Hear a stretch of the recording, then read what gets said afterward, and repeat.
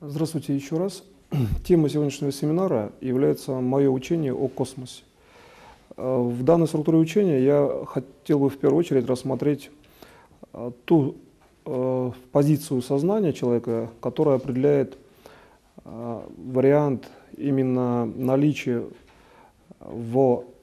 например, восприятии, например, Бога, Земли, где человек рассматривает внешнее космическое пространство как структуру присутствия Божественного. То есть здесь именно в первую очередь рассматривается вариант, когда человек рассматривает внешнее, например, космическое пространство как пространство, соприсутствующее с Богом, единым причем Богом, и любые элементы, творящиеся, предположим, в этом космическом пространстве, это элементы, которые Бог реализует, например, в отдалении от взгляда человеческого.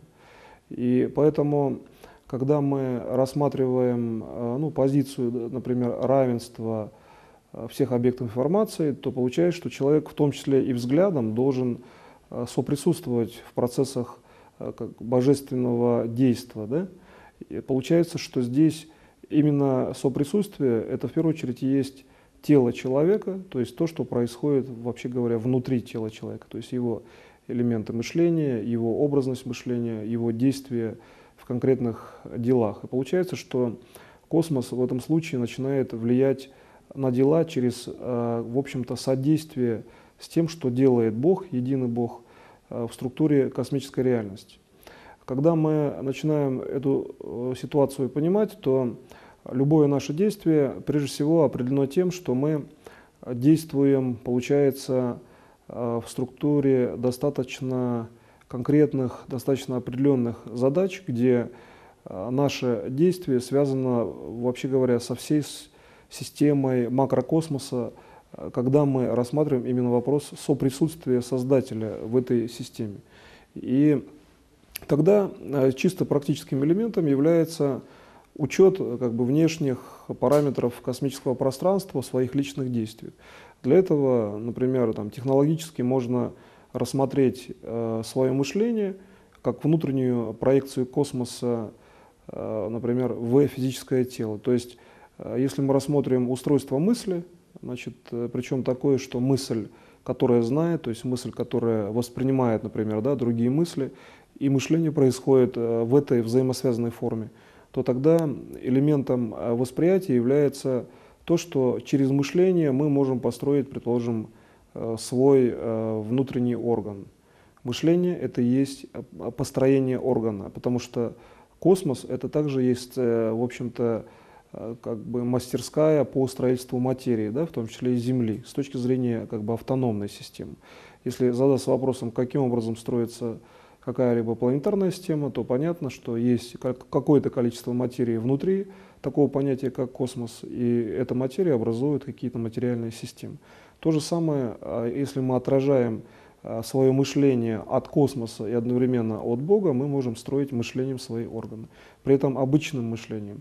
Имеется в виду, что для того, предположим, чтобы построить гортань человека, воспроизводящую систему слова, например, как одно из частных следствий работы гортани является воспроизведение слова, то здесь получается, что мы можем вполне говорить о том, что сама, например, гортань, она прежде всего, в общем-то, устроена таким образом, что любое мышление взаимосвязано с самой гортанью, потому что некоторая структура мысли переходит в слово, дающее действие и дающее направление. Также можно сказать, что Слово Божье – это есть понимание внешнего и внутреннего космоса во взаимосвязи, например, в физическом теле человека.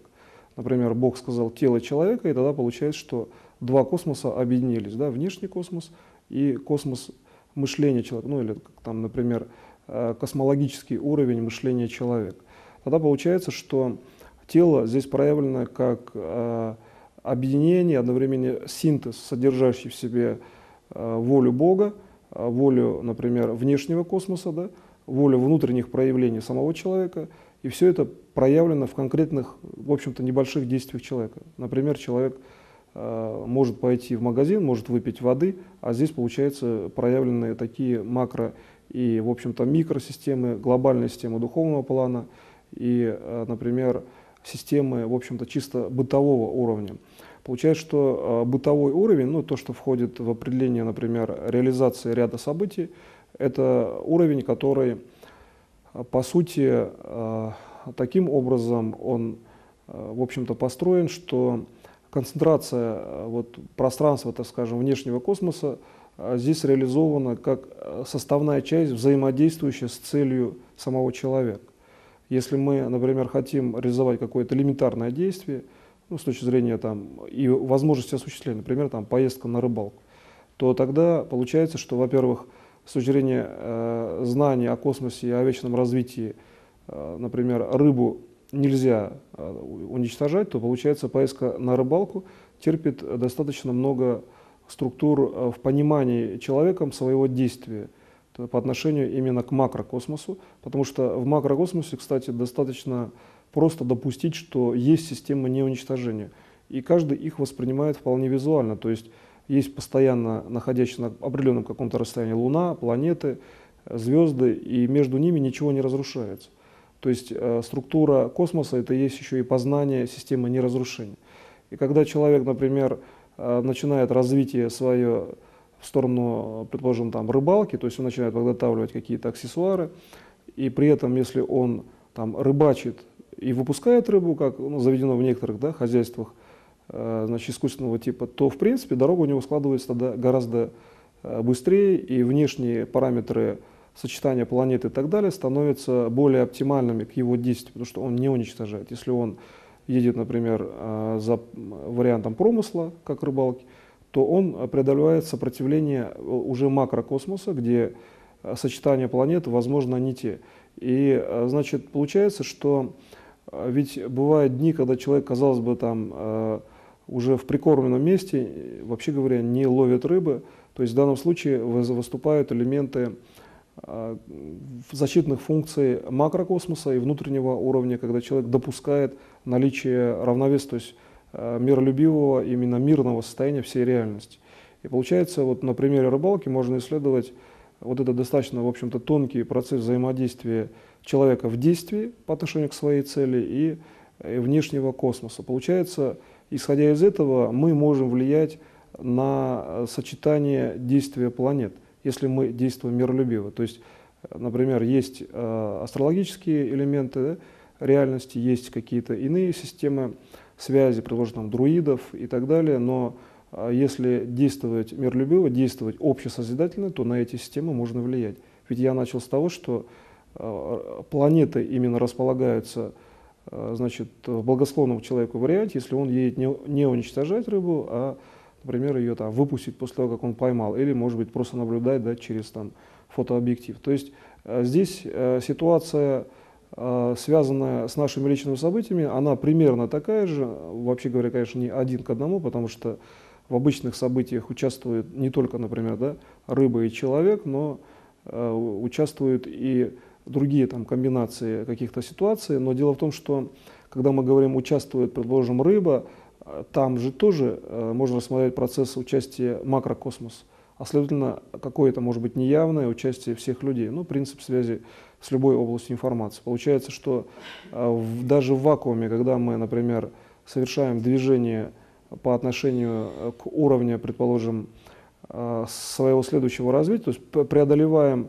духом, предположим, пространство вакуума, то тем самым мы можем рождать материю здесь. Вот самый простой элемент управления, связанный с понятием космоса. Духовная оптика выводится на уровень там, достижения от одной звезды до другой, или от тела, например, до Млечного Пути, и обратно отраженная концентрация выводится в структуру, предположим, там, органа, который нужно восстановить, или клетки, которые нужно восстановить. Очень простой технологический механизм, связанный с тем, что движение духа рождает конкретную материю. Также получается, что пространство духовного развития Создателя, который установил определенное расстояние, некий размах, это есть материя. То есть размах визуальный, то есть вот макросистема визуальная, это есть концентрированная, но нормированная материя. Почему храмы часто вот строили большие, чтобы они нормировали, например, да, локальное здоровье конкретного человека, который маленький, ну, по отношению к физическому размеру храма. Здесь заложен такой же принцип: внешнее свободное пространство – это есть нормированное и имеющее канонический по отношению к Создателю путь развития конкретного человека. Так вот, канонизм развития человека – это есть сочетание его личных целей, сочетание неких физических величин, которые окружают этого человека, и при этом, когда человек умеет их еще познать в плане своего все-таки вечного развития.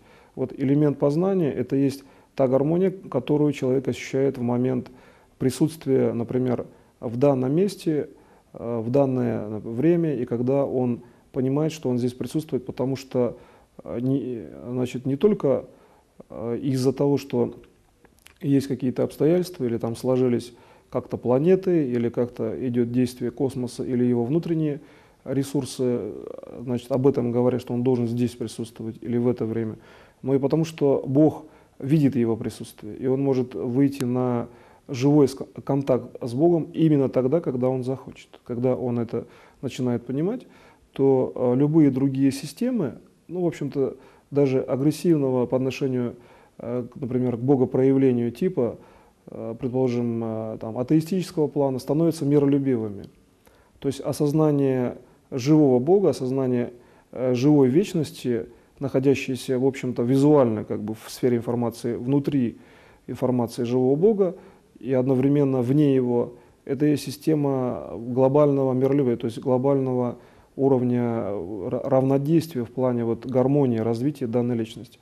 Когда он это ощущает, ему достаточно этого ощущения для того, чтобы познать, что жизнь вечна. И у него возникает знание. Так вот, знание – это есть элемент всеобщей гармонии, в том числе частное знание конкретного человека. И если он, например, знание пытается использовать там, в агрессивный там, вариант развития, то такие знания имеют, в общем-то, конечную природу с точки зрения логики развития до агрессивного проявления. Как только произошло агрессивное проявление, знания дальше не нужны. Да? То есть они были, например, реализованы в агрессивную систему. Получается, что с точки зрения таких макропроцессов ограниченная структура знаний не является системой, в общем-то, органической по отношению к макросистеме, потому что любая макросистема имеет бесконечную функцию развития. Следовательно, знания неагрессивного типа как раз-таки и являются гармоничными по отношению ко всему внешнему окружающему миру. И тогда, получается, он видит Бога, когда он не агрессивен, и знания использует неагрессивно. Я имею в виду человек. И когда вы, например, логически к этому приходите, то получается, что для того, например, чтобы совершить управление исцеления или там управление какое-либо ситуационное, не нужно практически ни при каких условиях здесь ставить элемент разделения системы, то есть не надо ставить элемент разделения информации, потому что мы приходим к унифицированности действия Создателя в живом теле человека. Вот в живом теле человека Создатель действует совершенно унифицированно, то есть любой импульс человека это есть унифицированно, то есть одно и то же действие Создателя, например, к всеобщей жизни, в том числе к жизни, да, данного человека. И поэтому знание получается здесь неразделимо. А неразделимое знание это и есть знание Создателя, Бога единого. Следовательно, неагрессивные, ведущие к созиданию, к вечной жизни знания, это и есть знание самого Бога, передаваемые так или иначе, да, человеку или с рождением, или там, в клеточной системе, или там, в его действиях. И получается, что любая, например, клеточная функция человека, его действия конкретные, очень синхронизированы в плане идеи Бога о вечном развитии вот этого миролюбивого знания, знания жизни, знания присутствия Бога и знания его живого, например, да, проявления именно в плане живой личности, в плане всеобъемлющей, например, да, информативной, но и живой личности. Когда физическое тело, например, единого Бога, это есть уже наиболее глубокий статус знания, в то время как предшествующий статус это есть его жизнь. Сначала видна жизнь Бога, а дальше, да, возникает сам образ Бога. Получается, жизнь это есть первичный уровень до создания формы. логически понятно, что мы имеем прежде всего фактор жизни, а потом уже мы говорим о том, что, там, предположим, жизнь имеет какую-то форму. Ну, даже если мы там рассматриваем воду, то значит, среда, которая содержит жизнь, да, а внутри этой воды находятся разные виды животных. Получается, что мы можем говорить о том, что вот именно структура жизни, по аналогии с тем, как мы приближаемся к восприятию физического тела единого Бога, мы видим, что жизнь построена достаточно многофакторно с точки зрения ее форм. И вот выкристаллизовывание самой формы – это есть занятие самого объекта, несущего форму. В данной структуре это становится понятно, потому что, например, макрокосмос, который проецирует все свои сигналы, например, на физическое тело человека, а от человека идет развитие структуры, например, во внешней системе, то здесь видно, что космос, естественно, также проецирует все сигналы, да, в любой другой объект информации, но он проецирует по-другому, через следственную работу Бога единого. То есть, если центральный уровень работы – это есть тело человека, то следственный уровень – это есть то, что позволяет, значит, образовываться другому объекту информации. Например, там, через вакуум возникает физическое тело Луны, да, или там, Марса и так далее. И здесь можно проследить очень конкретную траекторию работы космоса. Почему? Вот, когда мы рассматриваем элемент внешнего космоса, налаживается как бы внутренний порядок действия. Потому что по отношению к внешнему макрокосмосу, который в принципе достаточно долгое время статичен, и коллективное сознание накопило знание, что, значит, внешний космос как бы практически не меняется, мы имеем очень фиксированную систему по отношению к духу человека, к его развитию, которая регламентирует как бы связи действия и фиксированной системы. То человек привыкает к тому, что вот есть некий порядок вещей, который совершенно жесткий, ну или там, который позволяет и использовать, как, например, в навигации, да, использовали в древние, например, там полярную звезду и так далее. То есть, если мы рассматриваем эти позиции как позиции именно духа человека, то получается, дух развил внешнюю систему для фиксации каких-то своих внутренних материальных действий. И он развил ее именно макроуровневым планом, чтобы иметь, значит, получается, логический как бы алгоритм конкретных действий, позволяющий человеку благоприятно жить и развиваться, нужно очень большой массив внешней информации, причем оптического типа, как бы некое макропространство, которое регламентирует действия человека. Если вдуматься как бы в физическую природу этого действия, да, с точки зрения, например, именно сознания, то здесь получается, что мы получаем, в общем-то, как бы ситуацию следующего типа, что масса внешняя космоса, она имеет определенный уровень действия на конкретную материю человека.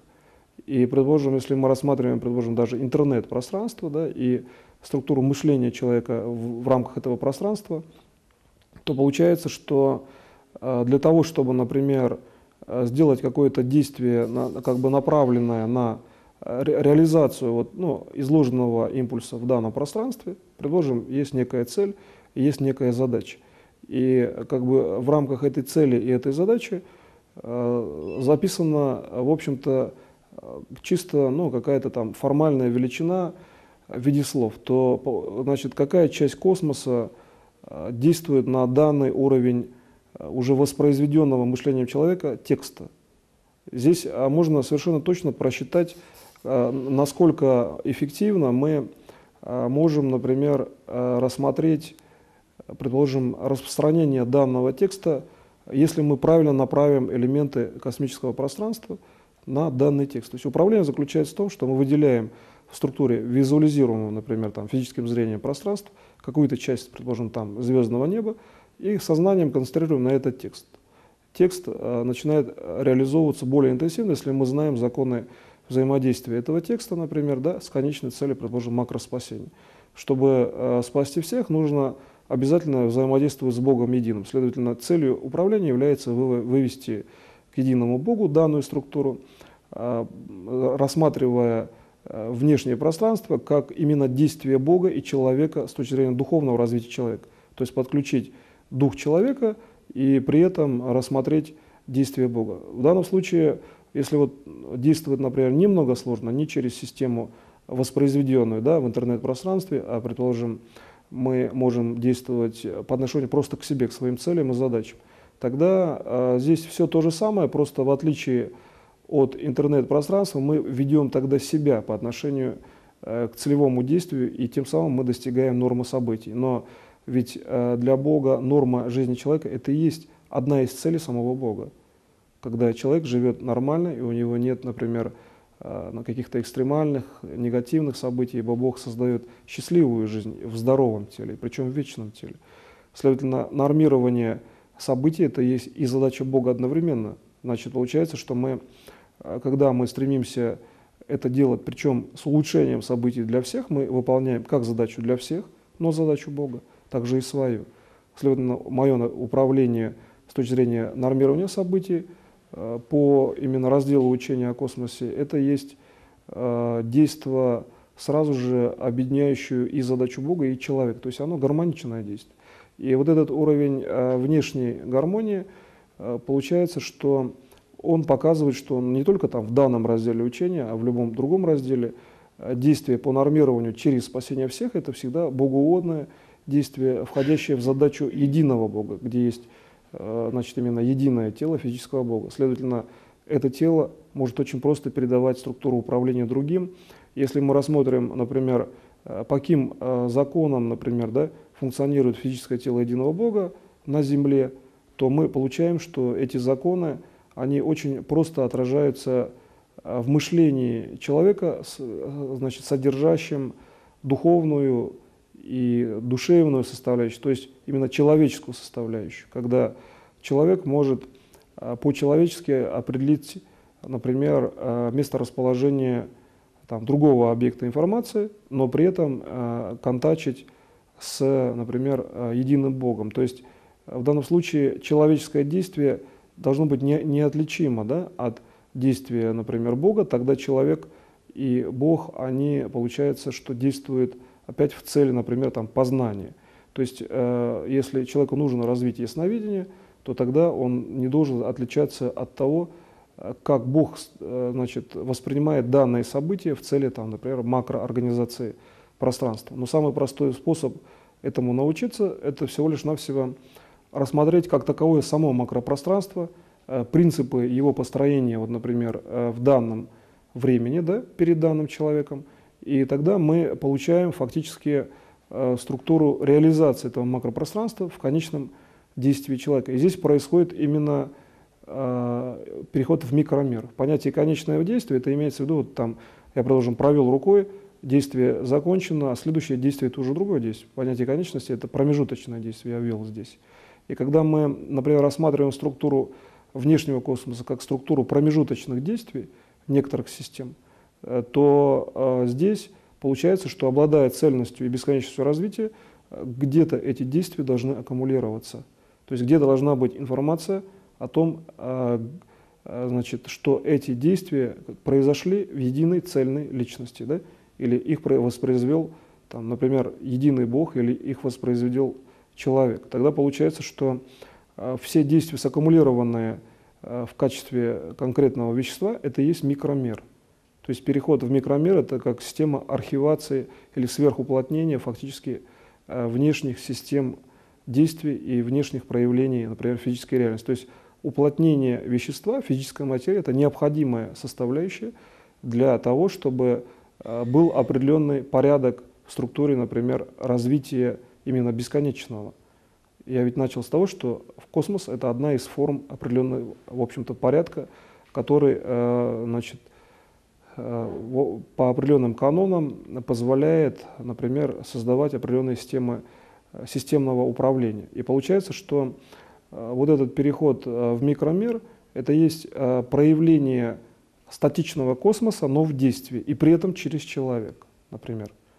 И когда мы рассматриваем такую позицию, то получается, что все внешнее действие, то есть весь внешний макрокосмос практически проявлен в действии человека, хотя он, казалось бы, статичный, значит, проявлен с точки зрения анализа он в микромире, и, значит, человек — это есть соединение как микромира, так и макромира в плане духовного познания, в плане физического познания, в плане развития структуры реальности. То, что относится к проявлению истинной жизни, то, что содержит именно присутствие Бога Единого в тот момент, когда вы этого хотите.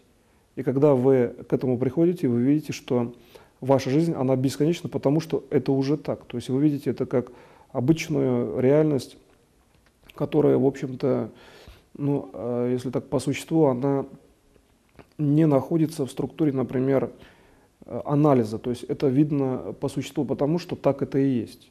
И вот когда вы к этому приходите, то возникает вера, которая является вашей верой именно в структуру гармоничной реальности, потому что вы это видите. Например, можно видеть горизонт, там ну, какое-то поле и растет пшеница, вы это видите, но от того, что вы видите, у вас, значит, не возникает понятия верить или не верить, потому что это так и есть. Да? Здесь вот то, о чем я говорю, это точно такое же состояние, когда вы видите, и вера, значит, которая есть, она больше как вера других людей, которые видят вас в этом состоянии, а вы здесь находитесь.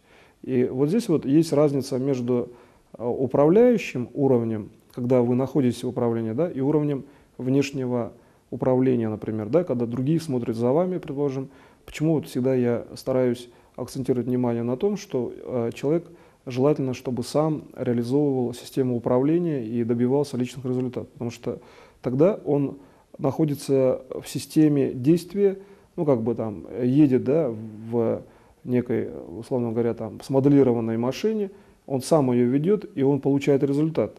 В тот момент, когда, если он, например, просто человек смотрит со стороны, то он может видеть там миллиарды или там бесконечное количество результатов, но если он не сделал, например, самостоятельно, то он может, конечно, набирать опыт, да, он может, значит, это как-то как бы использовать в структуре собственного опыта, но при этом он находится, получается, что все-таки вне системы управления, а работает больше как аналитик через систему там, да, промежуточного уровня сознания, вот фракция аналитического сознания.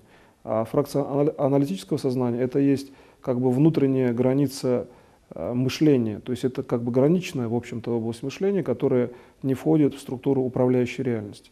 Поэтому я всегда советую именно человеку сделать личное управление, то есть находиться в этой системе реальности, что достаточно просто, то есть находиться в управляющей системе реальности позволяет сделать сочетание внешнего космического пространства и пространства нахождения, вообще говоря, человека. То есть если мы находимся здесь и нам, например, так можно сделать управление, что мы просто представляем, что вокруг есть внешнее космическое пространство, то наше место становится очень четко определенным. Есть два уровня: внешнее космическое пространство, и, например, мы находимся здесь. Если мы ставим задачу найти себя в структуре дома какого-то, то сначала мы анализируем там массу домов, стран там, и так далее, и так далее. Если мы ставим вопрос определить местонахождение по отношению к Земле, то мы получаем бесконечный статус своего присутствия, потому что Земля, она круглая, практически, да, сфероидальная, и найти структуру своего присутствия по отношению к Земле, вот в логической фазе сознания, получается, это задача нахождения как бы точки управления в сфероидальной системе при равных структурах поверхности сферы. То есть они примерно одинаковы, если мы, конечно, абстрагируемся от понятия координат географических и так далее. Следовательно, для сознания мы находимся на бесконечной величине, при условии, что, то есть на Земле, как бесконечной величине, а при условии, что внешнее космическое пространство — это есть структура, определяющая координату. И наше движение по Земле, как система перемещения, регистрируется как структура именно координатная. Поэтому в свое время вот в работе «Прикладные структуры, создающие область информации» я ввел такой параметр, что перемещение — это есть и координата, сразу определяющая местонахождение. Когда мы рассматриваем внешнее пространство, как, в общем-то, для определенной фракции, больше как бы духовной фазы сознания, бесконечную величину, и себя определяем находящимся на бесконечной величине, получается, что мы имеем такой уровень, что бесконечная величина содержит, значит, для одного уровня восприятия вроде бы конечную величину, а для духовного бесконечную Землю. Почему для духа Земля — это бесконечная величина? Потому что духовный уровень, ну, на самом деле он не знает нигде границ. Если он стыкуется с конечной величиной, он как бы ее делает в своем восприятии бесконечным. Дух познает по параметрам своего собственного развития. Почему, предположим, вот, например, ну, если рассмотреть какие-то точки зрения по перемещениям там, астронавтов в другие галактики, то прежде всего дух человека остается на Земле, да, например, или там цивилизация произрастает в какой-то конкретной точке, планета, например, да, место, потому что духовный уровень делает бесконечным статус своего первого материального развития. Если человек развился на Земле, то статус бесконечный заложен в форме духовного развития, в бесконечном статусе. Получается, что одухотворенная форма, да, одухотворенная Земля человеком, это же есть также действие Бога. Бог же хотел одухотворить Землю, ну, как бы во всеобщем смысле, а здесь человек, на ней находясь, уже ее одухотворяет. В принципе, он действительно же создает произведения искусства, культуры, там, бессмертные, вечные в том числе. И получается, что когда мы, например, имеем такую структуру в своем сознании, когда конечное воспринимаемое зрением, да, или там с космического пространства, со спутника, с космического корабля, является бесконечным для духовного уровня реального содержания процесса, то мы видим, что любая конечная система, ну, например, там, визуально конечная форма, например, форма человека, имеет бесконечную структуру в будущем развитии. То есть мы приходим к тому, что будущее развитие у нас действительно бесконечно, и к этому приходим, вообще говоря, логически. Как только мы к этому пришли уже логически, то получается, что космос, который направил, да, в данном случае структуру мышления, я же исходил из анализа именно космического пространства внешнего, то есть внешнего космоса, который виден глазами, он сыграл управляющую роль в структуре, например, там, бесконечного развития человека. И логически понятно, человек понимает, что такое большое пространство, значит, можно освоить в случае бесконечного развития. Например, человек поставил задачу, там, ребенок в детстве, что хочет освоить космос. Чтобы ему решить эту задачу, он должен жить бесконечно. Тогда логически он может освоить эту задачу.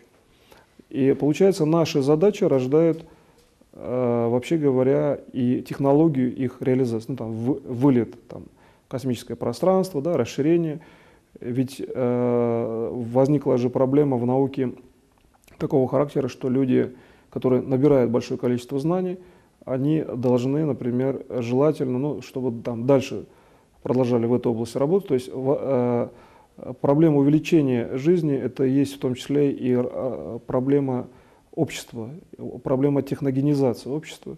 Получается, что со временем увеличивающее усложнение технических систем должно приводить к тому, что человек будет вынужден тогда жить вечно, чтобы вообще справиться с нарастающей системой техногенного, как бы, внешнего управления.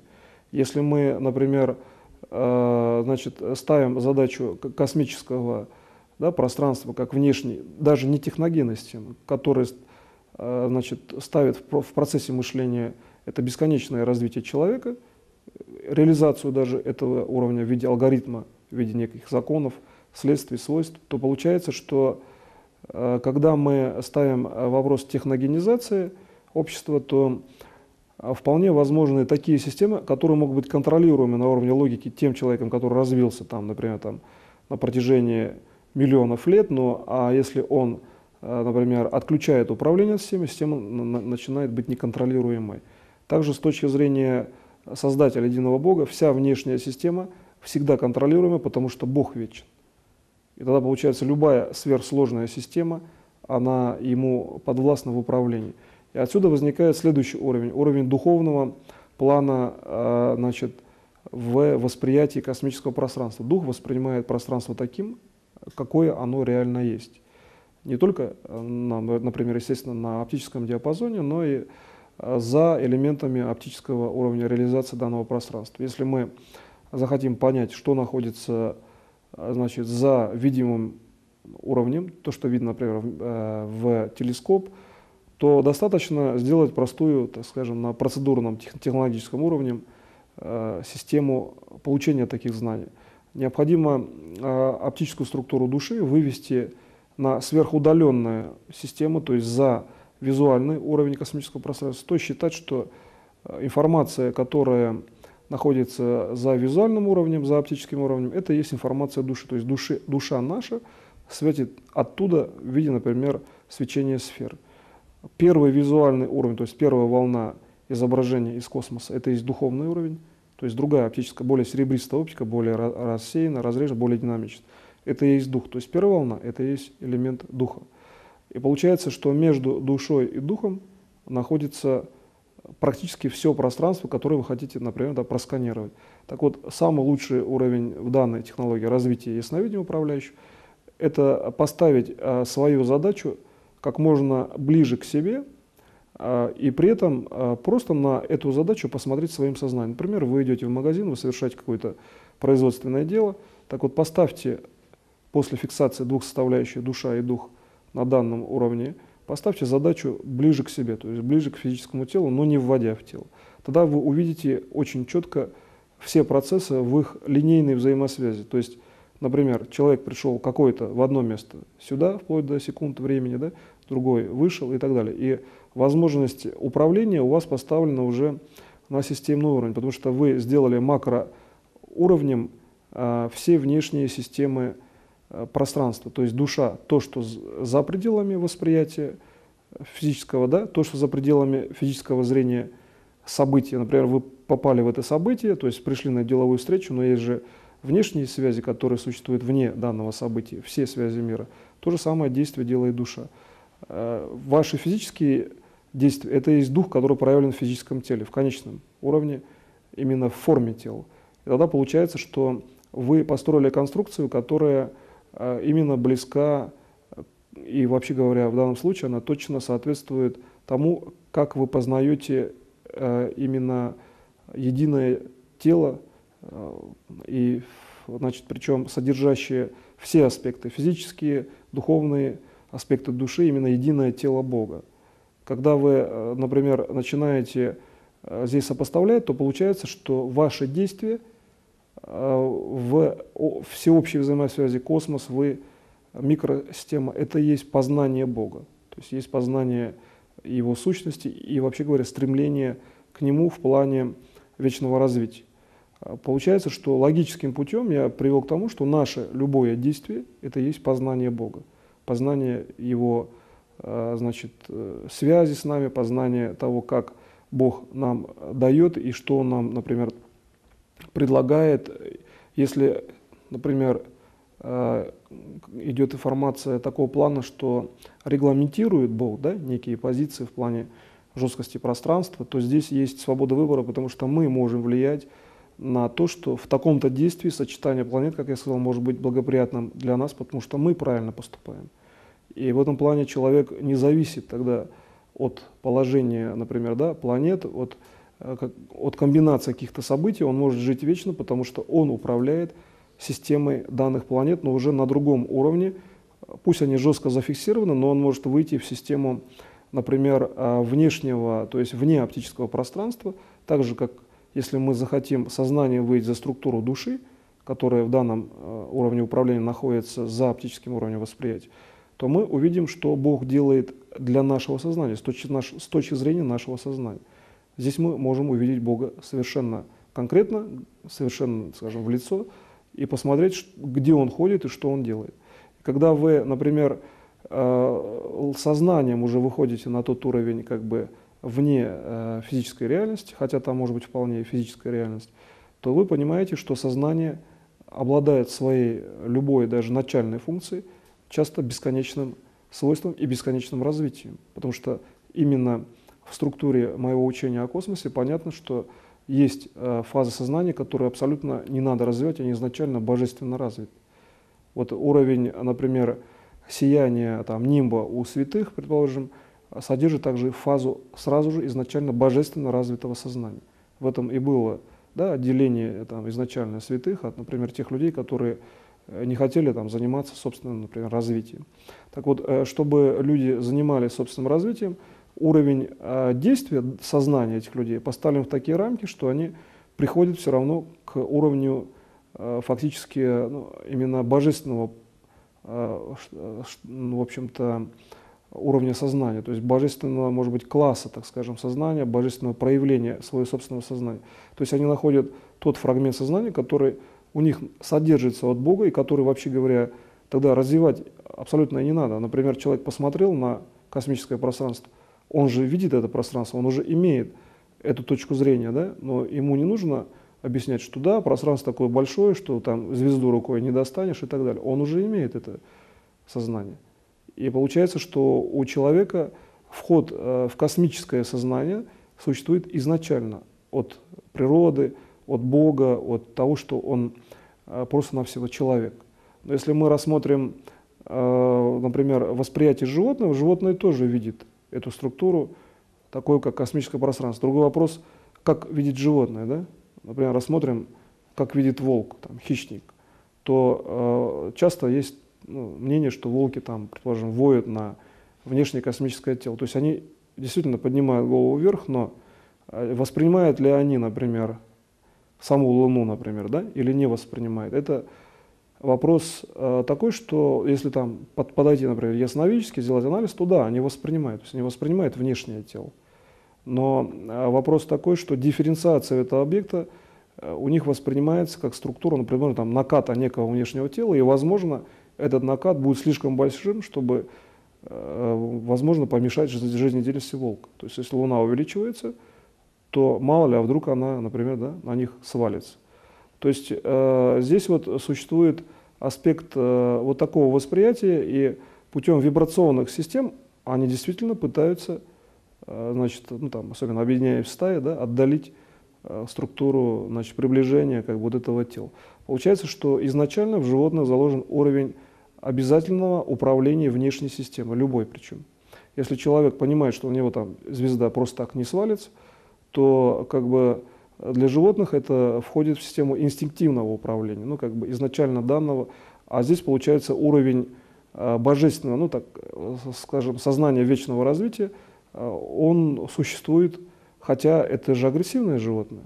Как сделать так, чтобы, значит, животное не было агрессивным?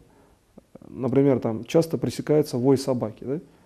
Значит, потому что структура, значит, показывающая достоверно, что это не так, что, например, какая-то там внешняя система там, космического тела, она не свалится на волка или там некое несчастье не произойдет, то для этого достаточно всего лишь того, чтобы собака, как в древности считалось, там, в виде всяких примет, что собака должна перестать выть.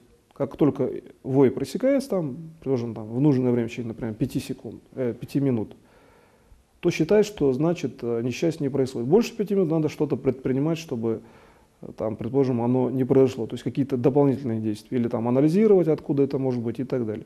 То есть вот система взаимодействия получается изначально как бы данная в виде того уровня разума, сознания, вот, значит, и причем того уровня, который сразу реагирует, да, через животный мир, отличает человека в том плане, что человек действует сразу же мышлением.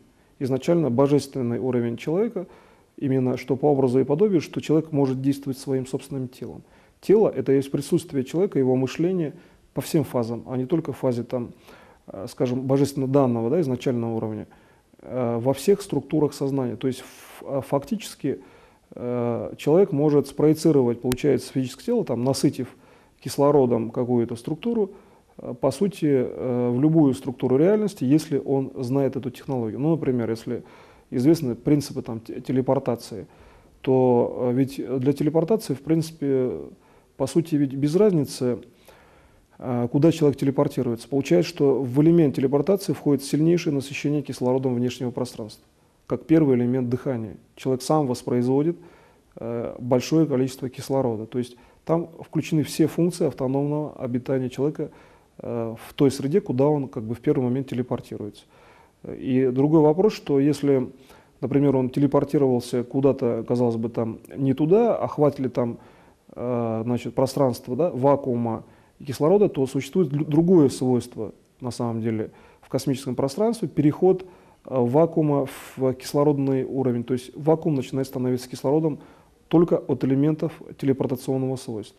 Если мы забрасываем не простым путем там, космический корабль, а забрасываем, предположим, путем используем механизм телепортации, то есть проявление фактически человека в любой среде, да? Телепортационный механизм по всеобщему плану — это есть проявление в любой среде, то космос начинает строить структуры перемещения, то есть космический корабль тогда может двигаться практически не как бы непрерывно, а, предположим, дискретно. Чем отличается дискретная речь, то есть прерывистая речь, от речи, например, постоянной? Тем, что прерывистая речь может содержать, в принципе, ту же систему знаний, но как бы более дискретно, да? То есть смысл знаний от этого не уменьшается.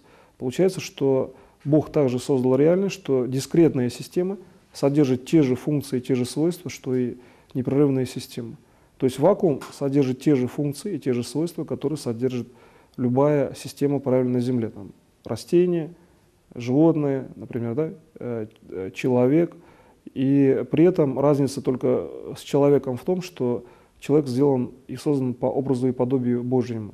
И получается, что мы, изучая, например, космическое пространство, вполне можем сказать, что если мы, например, рассматриваем процесс, например, вечного развития как процесс взаимодействия с космическим пространством, то во внешнем космосе практически полностью есть весь арсенал бесконечного развития. То есть если мы хотим, например, развить свое присутствие там, с космическим кораблем там, или без космического корабля куда-то в какую-то структуру пространства, то вполне можно идти по исследованию именно уровня присутствия этих элементов в космосе. Ну, это как законодательный уровень. А другой прикладной уровень, например, развития человека, ну, как бы в естественной среде обитания с учетом внешнего космоса, это постоянное гармоничное совмещение космоса, осознание, значит, присутствия в космосе всех объектов реальности, понимание того, что за оптической реальностью есть другая бесконечная фаза, и она переходит в структуру мышления человека. Если вот задуматься, если человек начинает думать, например, что вот есть пространство внешнее, есть дальше еще какое-то пространство и так далее, то со временем он приходит к тому, что он начинает видеть, как он думает. То есть, когда он уходит в то, что пространство бесконечное, он очень четко видит, как он думает. Тогда он очень просто может отделить свое мышление от мышления другого человека. Он очень может просто, как бы, в общем-то, структурировать свои события и связать их гармонично с другими любыми событиями. То есть это система регламентации, система точности в связях и система, в общем-то, совершенно точного управления. На этом я заканчиваю сегодняшний семинар. Спасибо за внимание.